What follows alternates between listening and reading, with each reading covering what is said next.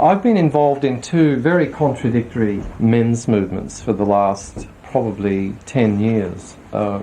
One is I describe as the academic men's studies area, which is pro-feminist, offers a very rigorous critique of masculinity, often Marxist, pro-gay, very much a political and social critique of masculinity, an attempt to, in a sense, dismantle masculinity and dismantle patriarchy. On the other side of the coin of wearing a different hat, I've been involved in the popular men's movement, which is a very different men's movement to the academic one.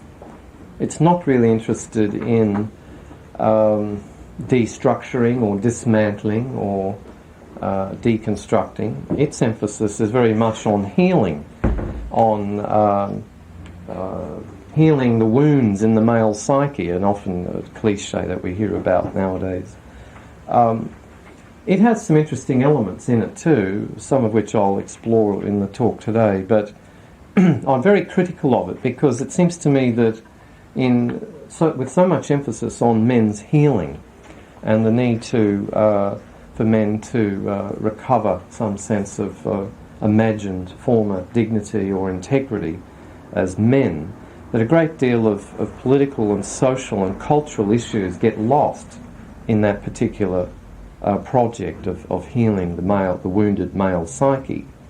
So what I'm attempting to do in the book Remaking Men is virtually an impossible activity, which is get two contradictory elements in society talking to each other. And I realised that first I had to get them talking to each other within myself before I can get them talking to each other socially and politically. So, as an academic, my first experience was with the academic discourses, the very highly critical discourses of masculinity. And then I sort of snuck out of the academy onto the street, as it were, discovering entering the local forums of the men's movement, and I led a men's movement type workshop in Melbourne about 2 months ago. The funny thing is about these movements is that with the popular men's movement, there's almost a phobia against the intellect. There's a sense that the intellect has, in a sense, dominated the notion of manhood, notions of masculinity for too long. And the popular movement is almost anti-intellectual and quite phobic, actually, about ideas. And that's, as an intellectual myself, I found it very, very hard to work with that particular prejudice. But I do work with it. Part of it involves often swallowing my own dignity and trying to say, well, I've got a body too, and I've got sexual desires too, and to try and meet men in the popular men's movement on that particular level. I do feel it's important to bring these two traditions together, especially now because we have the anomalous situation of the Jungian psychology being, in a sense, one could say co-opted or even more strongly hijacked by the popular discourses, those discourses to do with, in a sense, men recovering their identity and their equilibrium. Now, there was Robert Bly's book, which of course caused the great storm, the book 1990, Iron John, a book about men, ostensibly or purportedly a Jungian text which attempts to solve the so-called crisis of masculinity. But although this new tradition of mythopoetic writing, as it's often called, myth because it involves both myth and poetry, is often insightful and always alert to the critical situation of contemporary men, as I've already intimated, I find it largely unsatisfactory. To me, this new tradition is basically reactionary and backward-looking. It frequently asks how men can recover their former balance, not how they can discover a new post-patriarchal equilibrium. And I think that is the key thing that I'm always looking for, a post-patriarchal equilibrium. The popular discourses, what we might call the quasi-Jungian discourses, assumes that men must reconnect with masculine archetypes, and this tradition invents terms like the so-called deep male, given a capital DM, the inner warrior, capital IW, to re-mythologise this new pact with masculinity. And while this invention goes on, and I think the fact that these so-called archetypes are given capital letters to give them status and to make us feel as if they're kind of brass icons, sort of in the psyche, whereas of course they're the pure construction of a commercially oriented discourse. But the therapeutic fix-it mentality is in danger of losing sight of the biggest cultural issues of our time. Patriarchal masculinity must be challenged and displaced by social progress and historical change. That, I think, is the key thing. If men are cured of the crisis, and if, you might say in mythological terms, if Kronos Saturn, which is, I think, the archetype of patriarchy, if Kronos Saturn is returned to rule, then we are actually in worse shape collectively than ever before. And here I think patriarchy has to be looked at more carefully. It's not merely some abstract social entity out there. It has provided the deepest emotional foundations for the construction of conventional masculinity. So men, I think, must be allowed to feel the pain of the disintegration of their former orientation, their former props and supports, and the collapse of patriarchy, which I think is what progressive culture is working toward, must be genuinely registered in every individual heart. So we have too much therapy that wants to numb the pain, heal the wounds, initiate men into outmoded patriarchal constructs, and also bridge the, I think, at times necessary distance that separates sons from fathers. Now, because of all this helpful, in inverted commas, therapy and mythopoetic cushioning, a friend of mine in Sydney, Bob Connell, calls this masculinity therapy. Masculinity therapy, I like that, because it's like when you get when your car's broken down, you drop it off to the garage. When your masculinity breaks down, you drop it off in therapy, and then you pick it up at the end of the day and pay your check, and it's all right, it's back on the road. We are in danger of employing psychotherapy to outwit the psyche. That's what I'm trying to say. The psyche is wanting something else to emerge, wanting to dismantle and create problems in masculinity, which has to be problematized, and too much therapy is healing too many wounds too quickly. Now, there are already important Jungian traditions in writing on masculinity. Andrew Samuels, of course, has written extensively on masculinity in the political psyche, and also in earlier books like The Father and other texts like that. I think in relation to Jungian studies, it's interesting to think about the possibility of the way in which the Freudian movement separated into a Freudian right and a Freudian left. The Freudian right read Freud as a wily and cunning arch-conservative, exploring the unconscious only to recover the norms of a patriarchal society, while the Freudian left see the great man Freud as a psychological and political revolutionary, a founder of a psychosocial critique that must inevitably change the world. And I live and work in a university where there are Freudian right and Freudian left. And I lunch with both of them because I have a habit of wanting to work with people in opposite positions, but they never lunch with each other. And it's quite hilarious, really, because one of them is sure that Freud's theories were designed to maintain the status quo, except fix up the cracks and cover over things. And the other group are just as sure that Freud is a revolutionary designed to really change the world. And I think that kind of difference really has now to be mapped out in the Jungian sphere. There's a Jungian right and a Jungian left. And what I am interested in, again, is, in a sense, trying to create dialogue across those particular boundaries.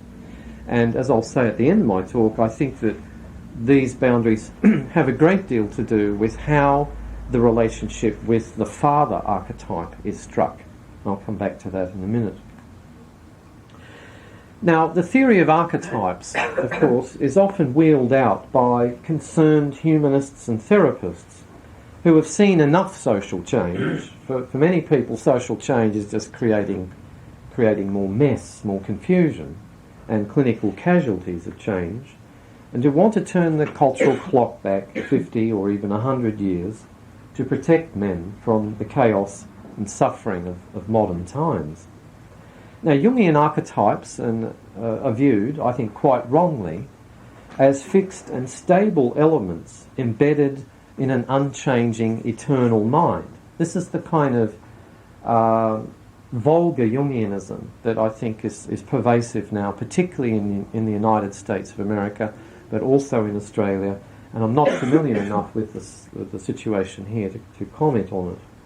But just when the foundations of patriarchy are shaking, when many of us in universities and cultural discourses have been working for this shaking for many, many years, and when the potentials for real change are at their greatest, some Jungians, and I include qualified analysts as well as unqualified people, churn out best-selling texts which promise stable archetypes for which read stereotypes. I actually think they're talking about stereotypes of gendered identity. And I'll give you an example from a Jungian analyst in the United States, Robert Moore. He writes in a book called King, Warrior, Magician, Lover, as students of human mythology and as Jungians, we believe there is good news for men. It is our experience that deep within every male are blueprints, what we can also call hard wiring, for the calm and positive, mature masculine. Now, in a time of patriarchal disintegration, to talk about the archetypes as hard wiring is enormously comforting, but I think also enormously illusory, indeed even delusory. In popular Jungianism, if that's what it is, we can talk about this in question time, what this thing is that I'm talking about. It thinks it's Jungianism anyway. There is a hopelessly unrealistic view of psychological experience. This literature, I think, is peddling illusions and exploiting people's capacities to follow psychological advice. As I said before, the patriarchal king, Saturn or Kronos, may be impotent, and his Jewish Christian counterpart, the jealous father god, may be considered dead, not only by general public but by some theologians. But the New Age messianic Jungianism can promise a new kind of omnipotent father and a new version of good news for modern man. The old God who took care of us from his vantage point in the heavens may have disappeared, but the new God is imagined, as it were, down below in the unconscious. A bit of hard wiring. A great term because it inspires confidence, especially from male readers who know all about hard wiring and think that there's something in there to really buoy them up. So I think popular Jungianism in the men's movement has degenerated into a New Age fantasy system where everything we lack in society or personal experience is provided by the ever-reliable and, dare I say, never-rusting hard wiring of the unconscious. Robert Bly, witnessing men turning soft, as he calls it, through their contact with the feminine, enjoins men to toughen up by going down into the unconscious and reawakening the so-called hairy wild man, of course given a capital H and a capital W, just so that you know it's real and it's actually there. Robert Moore and Douglas Gillett, analysts in Chicago, noting that the stereotypical models for men are disintegrating and losing credibility, use the theory of archetypes to convince men that the reliable old models, such as king, warrior, magician, lover, the foundations of patriarchal masculinity, can be found again, recovered again in the deep unconscious. Handbooks and manuals, often of course these ideas for these manuals come up from the publishers themselves and say, have you thought about doing this? And the analyst says, oh yes, I'll do that. Are produced to lead men into a step-by-step recovery of the broken patriarchal models. Guy Corneau in Canada and Alfred Collins in Alaska have written interesting Jungian books about men, but they're books which I think don't actually accept the realities of the situation for masculinity today. Gregory Voigt, in a book called The Father, insists that the lost son can, if he wants to, return to the bosom of the great father. So with the power of archetypes, reality can be refashioned, reshaped to suit the desires of any fantasy agenda.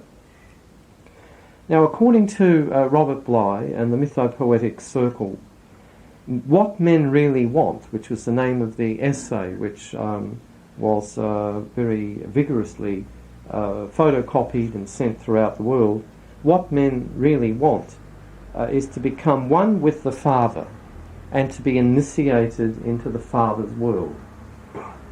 They speak about this initiation into the Father's world as the fulfillment of desire, an almost intoxicating sense of belonging and deep reparation. But to me, this thinking merely caters to men's regressive longings for an infantile and unconscious patriarchal paradise, replete with infantile idealizations of the father that any Freudian would immediately recognize. I believe that in times of change and transformation, the sons must not simply repeat the traditional pattern and become part of the father's tribe. The sons must strike out anew, rebuild the world and refashion its politics. And the most creative sons of all must learn to father themselves, not simply engage in a conventional return to father, which only succeeds in propping up the ailing patriarchy. Now, this is a lonely path, a courageous path, very similar to what Jung would call the path of individuation, I think. And it requires, above all, that men make a commitment to the creative spirit of the present and also to the possibilities of the future, not just this nostalgic longing to recover the past. So what I find in my own personal involvement in the popular men's movement, there's a lot of good vibes, and men want to hug each other and reinforce the sort of eros between men, and that's okay. I'm fine with that. But there is this desire to well, I would say the actual archetypal longing is to marry the father, and often this is accompanied with a desire to kill the mother. Kill the mother and marry the father seems to me to be one of the interesting reversals of the Oedipal pattern that you find in the popular men's movement. The Jung-influenced popular men's movement would have all men discover that they are really just their own fathers all over again. And it's if you tell men in popular forums that they're just like their fathers, they sort of beam as if with new life. Gee whiz, they say, I'm simply a younger version of my own dad. And then they can go back to sleep, as the feminists would say, back to patriarchal unconsciousness, feeling considerably better now as initiated men, less stressful, less lonely, because now linked to a tradition of fathers and fatherness, and ecstatically linked with dear old dad. And I find this often enacted where the men go back to their actual fathers, if he is still alive, and say, you know, Dad, you know, I'm your son, and the guy, poor Dad sitting there, Dad is totally confused by the popular men's movement, because often, of course, many of the men in the popular men's movement were very much Oedipal as sons. I mean, they spent their childhood pushing dad away.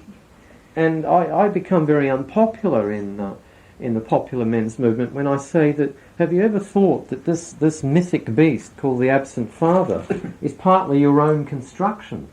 You know, of course father is absent because you were pushing him away. You were undermining his authority. You were doing all sorts of things during your Oedipal phase to insinuate yourself between dad and mum. And then you arrive to be 35, feel yourself to be on the brink of a midlife crisis or a nervous breakdown. You can take your pick about how you describe it. And then suddenly think that dad wasn't there in your earlier life. And what I do a lot in popular men's movement is not talk Jung to them at all, but talk Freud to them, because that's the dose they really need. They need a dose of Freud, and they need a dose of the Freudian dynamic within the family and the Freudian constructs that underpin masculinity. Now, I've said quite a little bit now about the popular movement. At the other end of the spectrum, the movement that, in a sense, I know more about, but is less complicated, I think, in a lot of ways, is the academic, pro-feminist, as it's sometimes called, men's movement. I'm not wishing to suggest in this talk, by the way, there are only 2 men's movements. I think there are possibly 12. But I've only had direct contact with 2 of them, and that's all I'm qualified to actually speak about. Now, in academic men's studies, men plot to overthrow the patriarchy.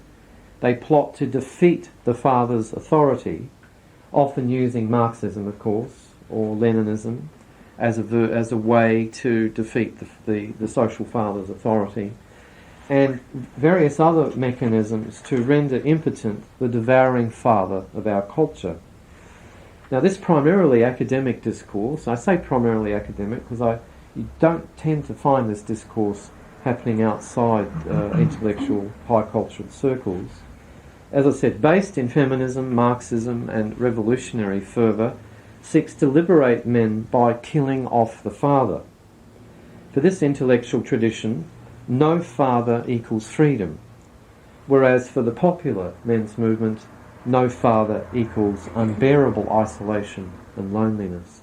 So this is very, very contradictory positions, and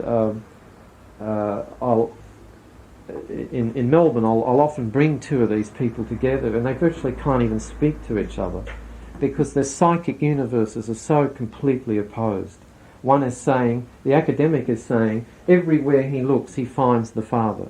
Everywhere he looks he sees the dead hand of patriarchy insinuating itself into our lives and into social reality.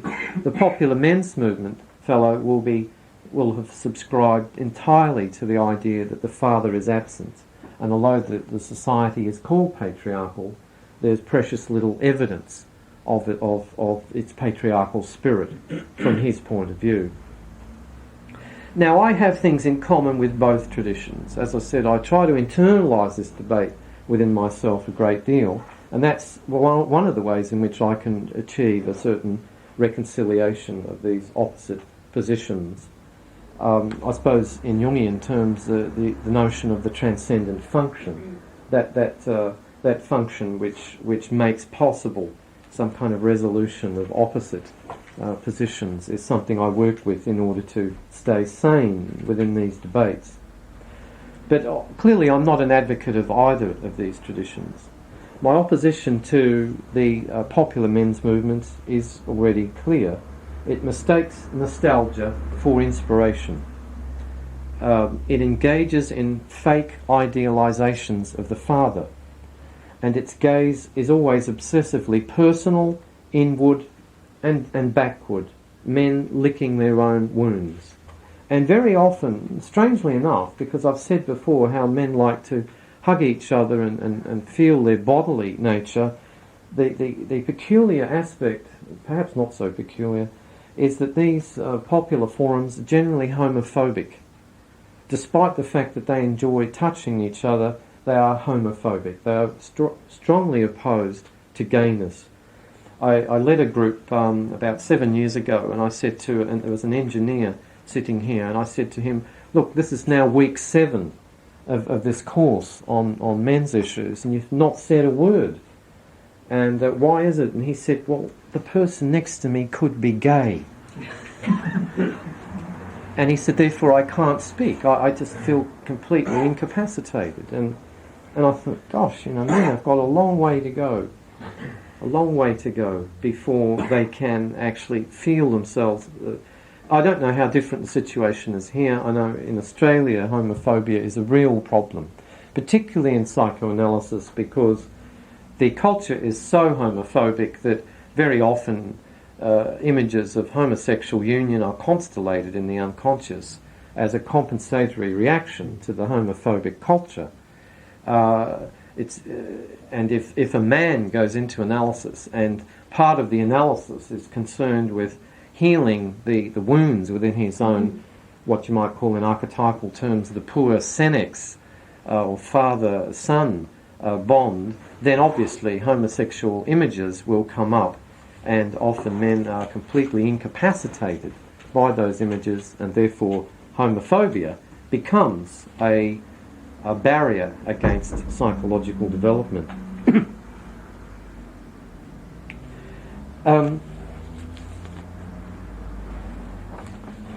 One way of talking about this relationship between the son and the father is to try and say that we must not side with either end of the spectrum. That is to say, the desire to oppose the father on the one hand and the desire to embrace the father on the other are contrary elements which each person must engage or creatively engage in his or her own way. Now that sounds very contradictory, but it's the only way I can work with it.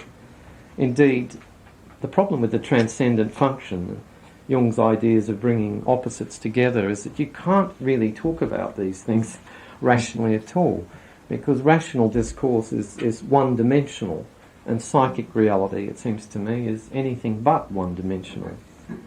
I in my own experience, believe that paradox is at the centre of everything, and it's extremely difficult to talk to ideologically oriented people about the necessity for paradox, because their language is too linear.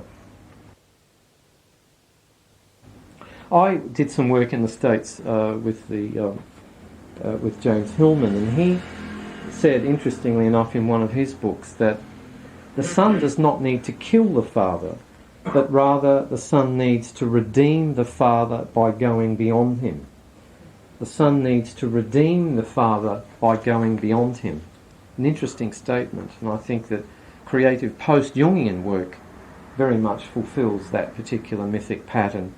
Not killing Jung in the style of Richard Knoll and others, but redeeming the spirit of Jung by going beyond him into post-Jungian discourse. Very important for me in my career to understand that there are other ways of meeting the father than killing the father. The essential task is to redeem the father by surpassing him. The father's life is profoundly changed in the being of the son, not by extinguishing that life of the father, but by linking it with the progressive forces of the present, and thus by bringing it into line with the future. If you like to use the language of fairy tale, the king dies to be replaced by a young prince, who is simultaneously the past and the future. The prince contains within himself the life of the king, but he also embodies in his person the promise of future generations. The prince or new king must deal with the pressing realities of the time. He must make some genuine attempt to come to grips with the time spirit. If he does not make this adjustment, then his is a bogus authority, and he must perforce be deposed by a more worthy successor.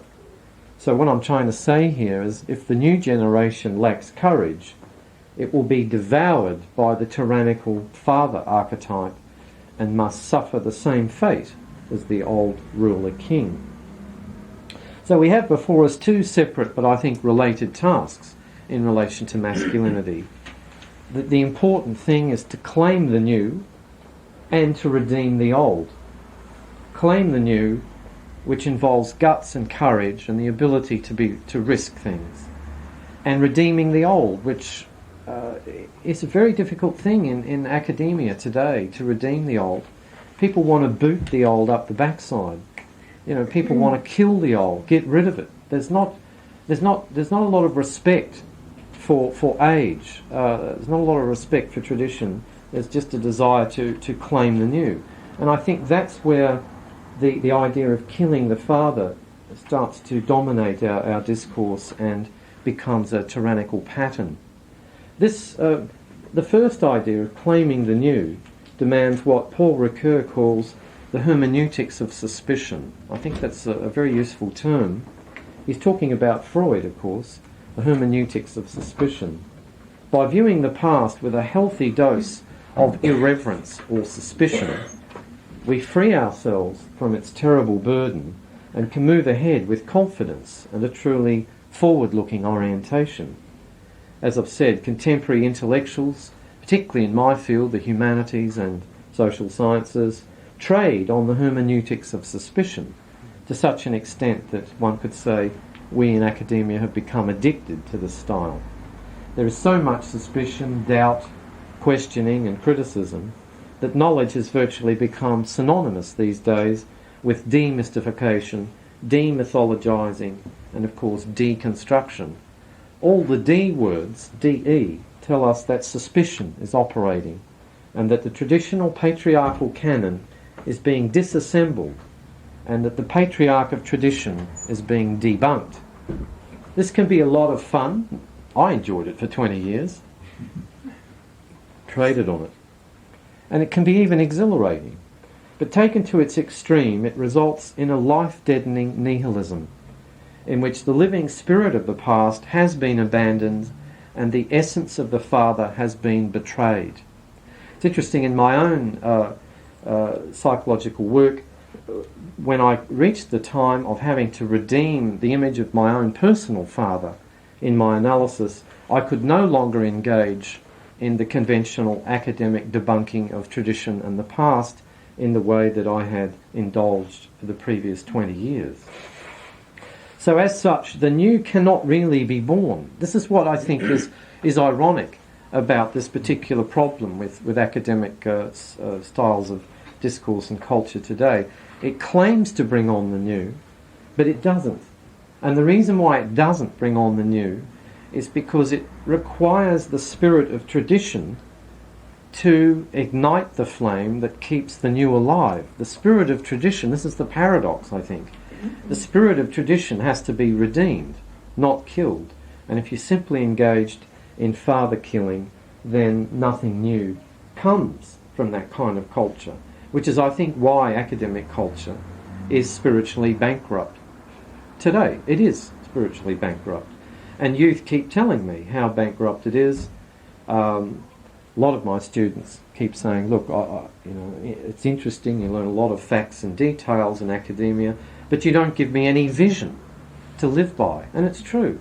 We're incapable in academia of providing vision, because vision requires a paradoxical view of the past, not merely this kind of puerile attacking all the time. Now the other task, redeeming the old, demands what Paul Ricoeur calls the hermeneutics of affirmation. And here you've got to be careful, because this is where you get into the opposite. New Age mush, as I call it.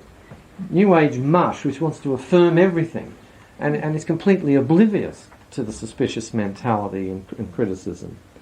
We have to affirm the heritage of the past by ensuring that the present and the future contain at their core the spirit of traditional culture. So that is to say, there is a primary concern here for such august verities as integrity and truth. Now, integrity and truth are just embarrassing terms in academia today. People don't use them. And that's partly to do with this archetypal problem that I'm trying to delineate.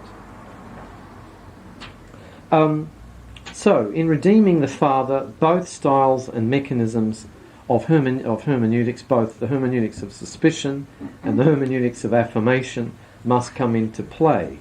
And in the current debates about men's issues, we find that either one or the other style is usually in the ascendant. We have to discover a public men's movement that honours both styles at once, that has, you might say, the guts to oppose as well as the courage to embrace. And it's very hard for the same person to be doing both those tasks at the same time. The guts to oppose and the courage to embrace. Now, related to this dualism I've set up in this talk is another one between the so-called head and the heart. The head and the heart. I want to talk about that a bit. I see this as an important dualism which must be subverted in the current discourses about masculinity and the male gender. In contemporary men's experience, there is a particularly, as I said at the start, pressing problem which is anti-intellectualism. This is especially the case for men at midlife, men who suddenly discover the feeling heart that they've never, or they say they've never had an opportunity to experience until midlife. They've decided, many men in the popular men's movement have decided that the head is Saturnian, that it's static, it's bad, and that the only fluidity, the only creativity can be discovered from the heart itself. Men who set out on what is often called a spiritual path frequently become aggressively opposed to theory and committed to a cult of experience. The intellect and the life of the mind are felt to be part of the false self that the male quester is leaving behind in order to achieve authenticity. So a cult of feeling has arisen in the popular discourses about masculinity, and this cult has been actively encouraged by some of the new style therapists and therapies I elucidated earlier. The first commandment in this cult is, "Thou shalt be saved by feeling." There is a truly salvational tone to the new style experience, and a kind of childlike joy and wonder can arise in men who have suddenly made contact with their long repressed feeling life. Now, there's not much that we can do about this, I think, at the moment, because this undifferentiated, sticky feeling is simply where many men are at the moment, and which is why so many men are colossal bores, because they think that although they've just discovered the feeling heart, that everybody else wants to hear about it and engage them and talk to them about the realm of feeling. After what I call the long dryness that was, and I think still is, patriarchal supremacist conditioning, we are currently involved in a wet phase of Western male experience. And there's a beautiful little cartoon. One of my colleagues in Melbourne is an artist called Michael Leunig, and I asked him, would he, consider doing a little cartoon about the men's movement? And what it is a man standing on the rim of a bottle, sitting on a rim of a bottle, crying into a bottle, and halfway up the bottle is a woman floating, and presumably the more he cries, the more, of course, he will become in contact with that female figure. And I'll just read you out what he says. It's called The Bottle. I met a man perched on a bottle with a woman deep inside, rising slowly up towards him, floating on the tears, he cried. Said he, "It's only tears can save her, tears of sorrow, tears of pain. I'm going to have to feel a lot until I have her back again." All sniffling and snuffling, he said, "It almost makes me laugh to think that if you weep enough, a man can find his better half." That's Michael Looning. It's a great, I think it's like an anthem, actually. It's an international anthem of the men's movement. And he asked me to make a comment on it. My only comment was, the popular men's movement announces an internal subjective revolution in the hearts of men. This is why the men's movement is so very different from the women's movement. But so much of the women's movement was, of course, about getting out, being involved in society, being in political authority, in decision-making. So much of the popular men's movement, and the reason why it's so hard to get a handle on it, it's an internal thing. It's men heading off into the wilderness, or hugging trees, or banging drums, or, being engaged in local lounge rooms that meetings that meet every Monday, and men talking about their feelings. It's not very exciting. You can't point a camera at it. I mean, I get a lot of the media keep saying to me, "What can we do? We believe there's a men's movement. How can we film it? How can we shoot it?" And I say, well, it's very hard because it's an internal thing, and it is the season of the wet, as Michael Looning says. At workshops, retreats and meetings, tears are shed, not only in self-pity, but in the expectation that this suffering will win back the lost so-called feminine soul that gives men's lives meaning, what Jung might call the anima.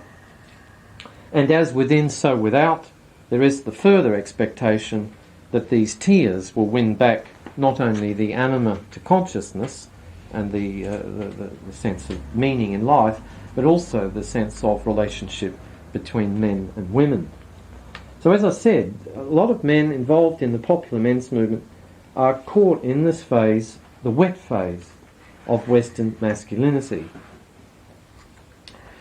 And unfortunately, in a society in which many men are overeducated and caught up in the head, men's liberation has this annoying habit of representing itself as the throwing out of the mind, as the throwing out of the intellect.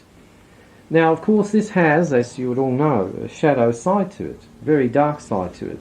And again, as with talking to popular men in the popular men's movement about the Freudian implications of the absent father, I'm also very unpopular when I talk to them about the shadowy sides of this upwelling of feeling.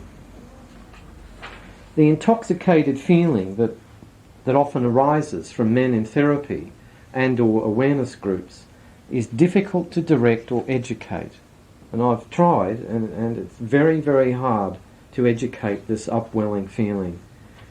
And attempts to test this feeling against reality can result in bitter recrimination and hurt.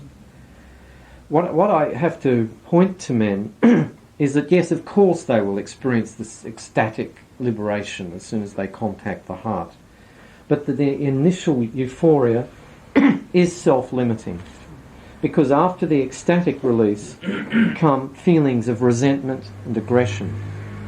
Men suddenly feel angered by a patriarchal system that has taught them to repress their feelings and that represented feeling and emotion as feminine weakness.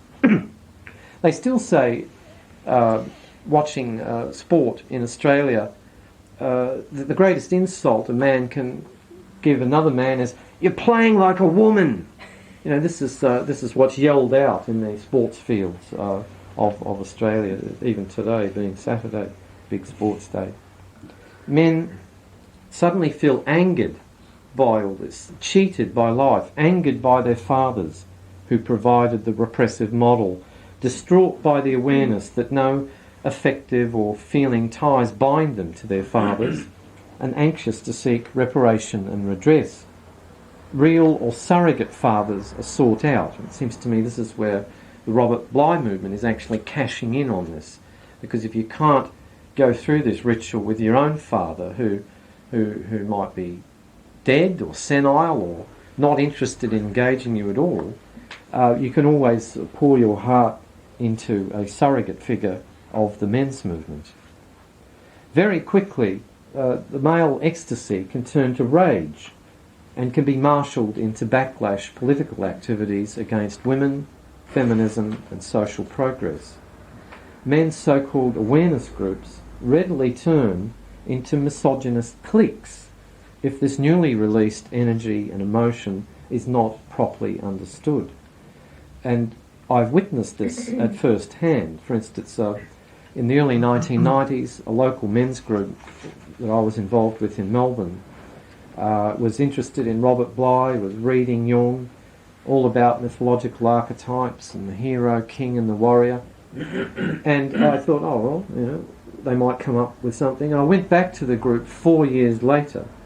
They were all saying that the Jungian stuff is passé, and they were all now touting Warren Farrell's book, The Myth of Male Power, and hitting out at what they call feminist propaganda in the local newspapers and government offices.